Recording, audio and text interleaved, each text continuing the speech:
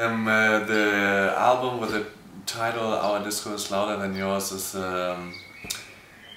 our third album, and the title kind of describes on how we reject and refuse to live in a small world where everybody's doing the same.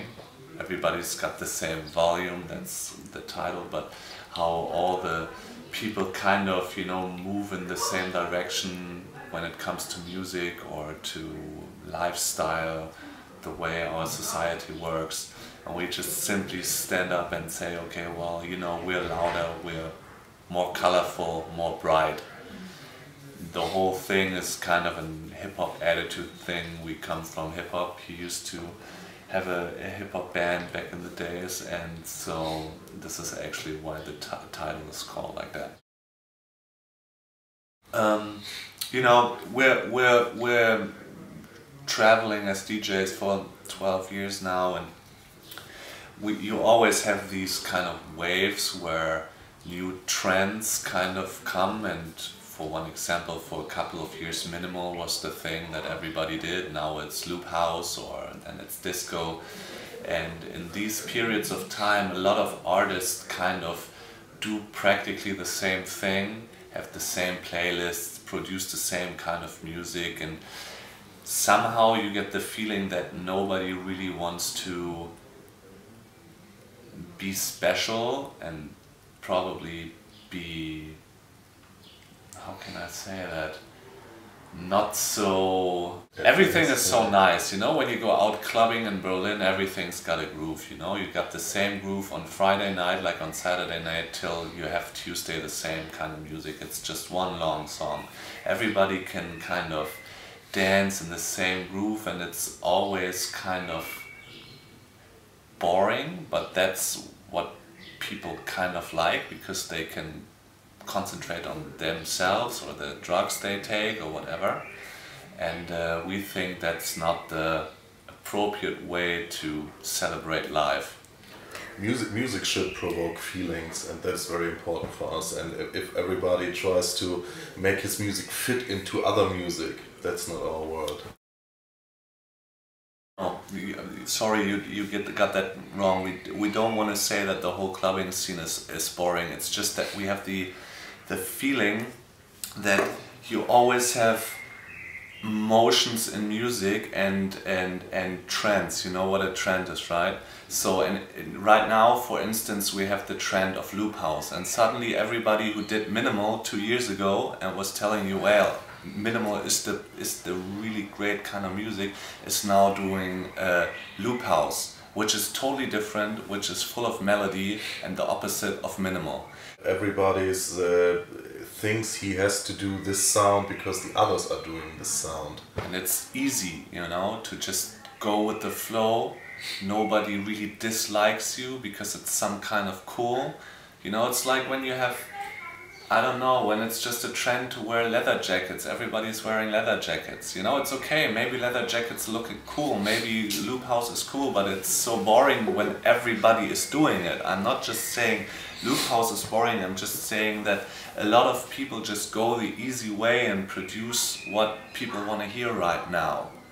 And to a certain point, we are products of this time too.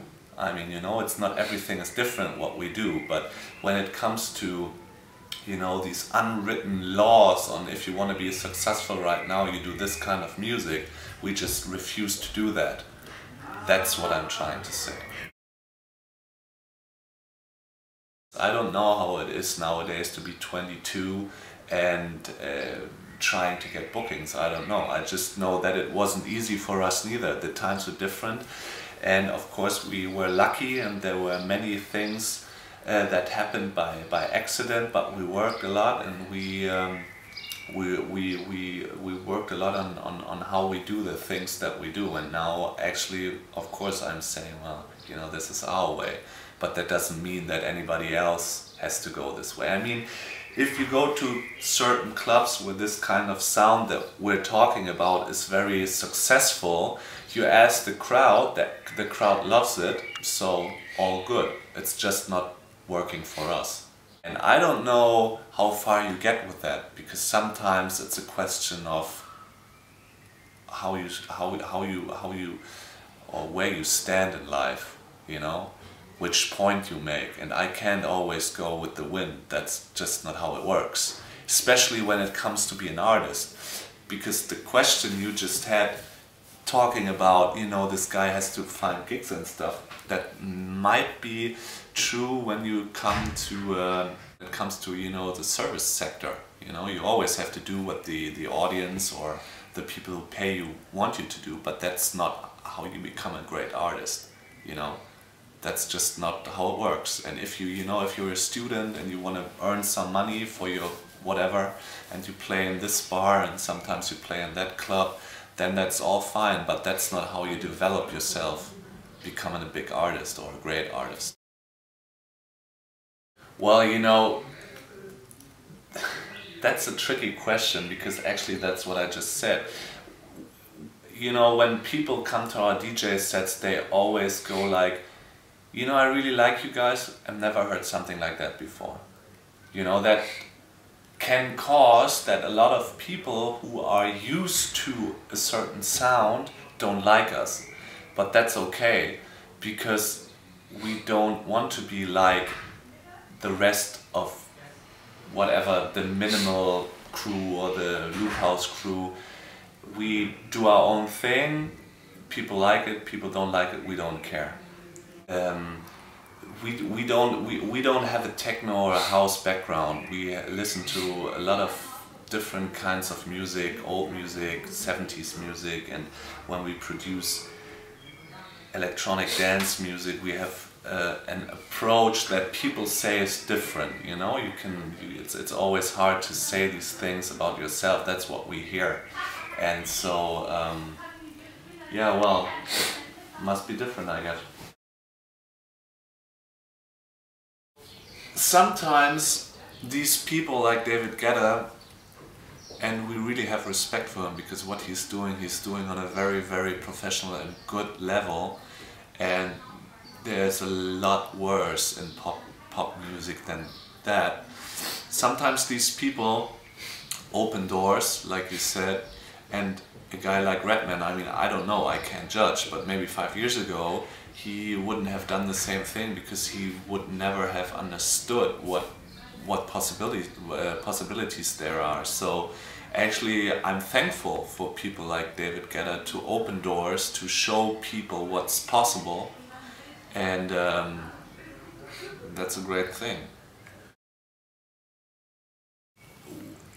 We were looking for video treatments, and there were quite a lot of them coming in, and these guys from LA called Skinny, they had the idea of this particular story, and that was what actually caught us, and we could think that this might fit pretty good with the song, and so actually we decided as for them to do that, and they did, and we like it, all good. It was very lucky for us, I guess.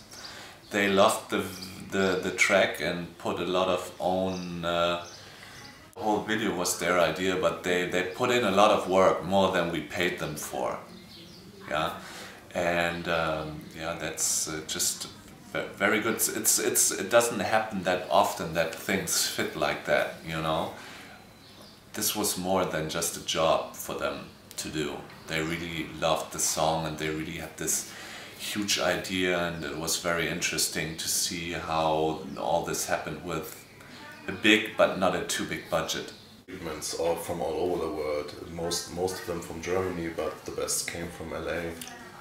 So we don't know why. There's a special thing about the light and stuff in California, of course. It always looks better to make outdoor filming in California. Of course, you couldn't do that in Germany, obviously, with that rainy weather. But there's also a difference in attitude, I think. I think the people don't have what we call a Stock im Arsch haben.